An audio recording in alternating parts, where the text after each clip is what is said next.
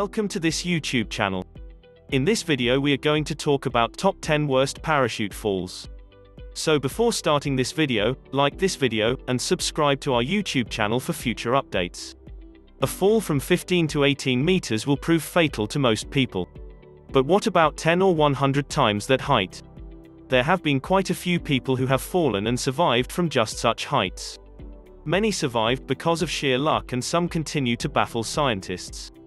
Regardless, these stories will definitely make you believe miracles are possible. Also on our list, some people had parachute, some not. Let's start. Number 10. James Boole, the extreme sports lover who survived a 6,000 feet fall without a parachute. A skydiver from Staffordshire plunged 6,000 feet without a parachute in Russia, and survived to tell the tale.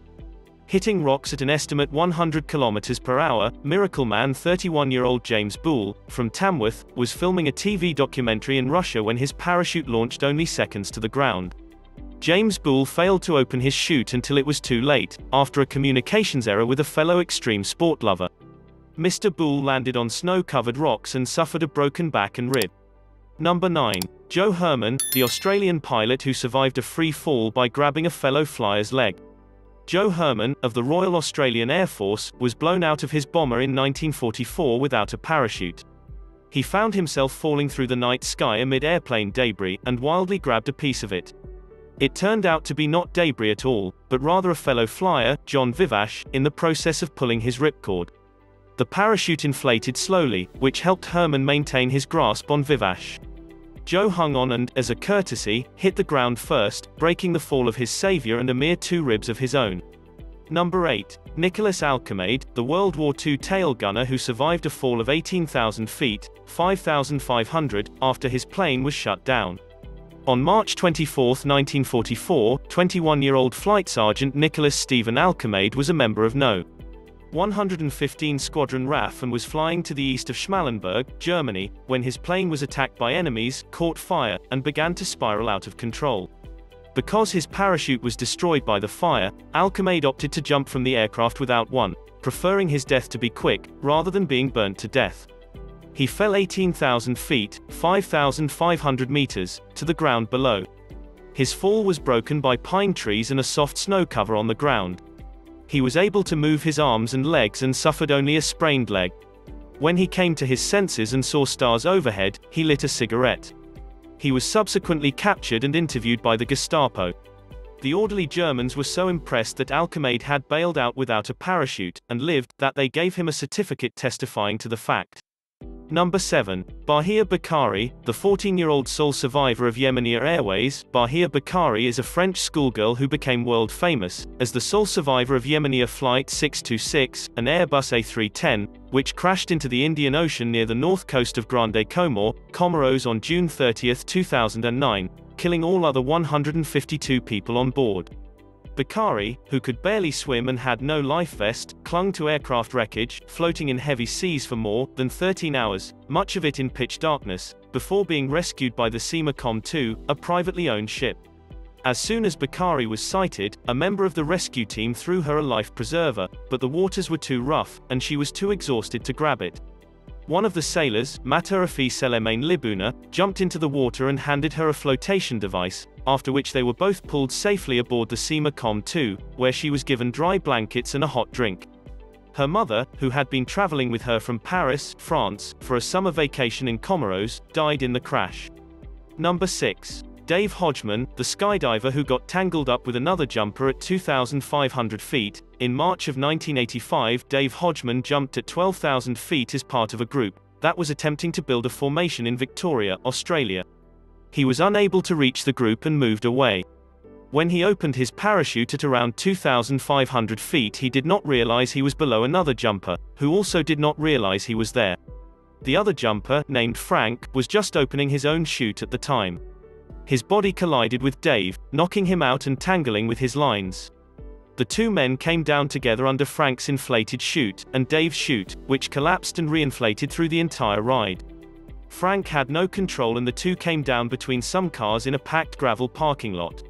Dave was badly injured but returned to jumping within 3 months. Frank's injuries were minor.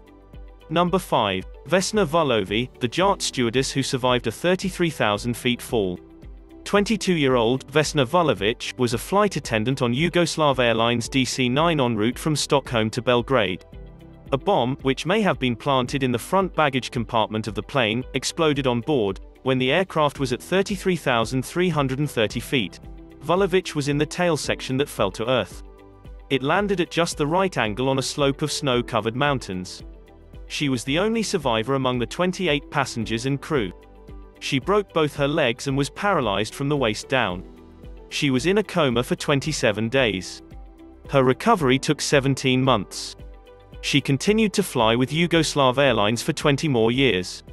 She holds the world record, according to the Guinness Book of Records, for surviving the highest fall without a parachute, 10,160 meters, 33,333 feet. Number 4. Juliane Koepcke, the teenager who survived a 2 miles, 3 kilometers, high-plan crash in the Amazon rainforest. On Christmas Eve 1971, LANSA Flight 508 from Lima, Peru, to Pucallpa, Peru, crashed during a thunderstorm, killing 91 people, all of its 6 crew and 85 of its 86 passengers. The sole survivor was a 17-year-old girl called Juliane Koepcke, who fell 2 miles, 3 kilometers, down into the Amazon rainforest strapped to her seat and remarkably survived the fall. The next morning, the high school student awoke in the jungle floor, surrounded by fallen holiday gifts. Injured and alone, she pushed her mother's death, who'd been seated next to her on the plane, out of her mind. Instead, she remembered one of her father's advice, a biologist, to find civilization when lost in the jungle, follow water. Koepcke waded from tiny streams to larger ones.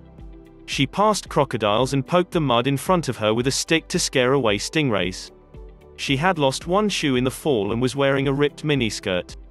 Her only food was a bag of candy, and she had nothing but dark, dirty water to drink. She ignored her broken collarbone and her wounds, infested with maggots. On the 10th day, she rested on the bank of the Shabonya River. When she stood up again, she saw a canoe tethered to the shoreline. It took her hours to climb the embankment to a hut, where, the next day, a group of lumberjacks found her. The incident was seen as a miracle in Peru, and free fall statistics seem to support those arguing for divine intervention. Number 3. Mohammed el-Fateh Osman, the 2-year-old wreckage rider who survived a jet crash in Sudan in 2003. The crash happened shortly after leaving Port Sudan Airport, killing 116 people. The only survivor was found lying on a fallen tree with multiple injuries. About 10 minutes after takeoff heading from Port Sudan on the northeastern coast to the capital, the pilot of a Boeing 737 radioed the control tower about a problem in one engine. The pilot killed that engine and told the tower he was returning to the airport. 10 minutes later, the Sudanese airliner plunged into a hillside, while attempting an emergency landing, killing 116 people, and leaving only 2-year-old Sudanese boy, Mohammed el-Fateh Osman, as the sole survivor. The boy was found injured and lying on a fallen tree by a nomad. The boy's mother was among the victims. Mohammed lost part of a lower leg and was treated for severe burning. Number 2. Magee, the World War II American airman who survived a 22,000-foot fall, after his plane was hit during an attack. Magee was blown from his B-17 on a 1943 mission over France. The New Jersey airman, more recently the subject of a Mythbusters episode, fell 20,000 feet, 6,700 meters, over 4 miles, before crashing through the glass roof of the St. Nazaire railroad station. Somehow the glass roof mitigated Magee's impact, and rescuers found him still alive on the station's floor. He was subsequently captured by German troops, who were astonished at his survival.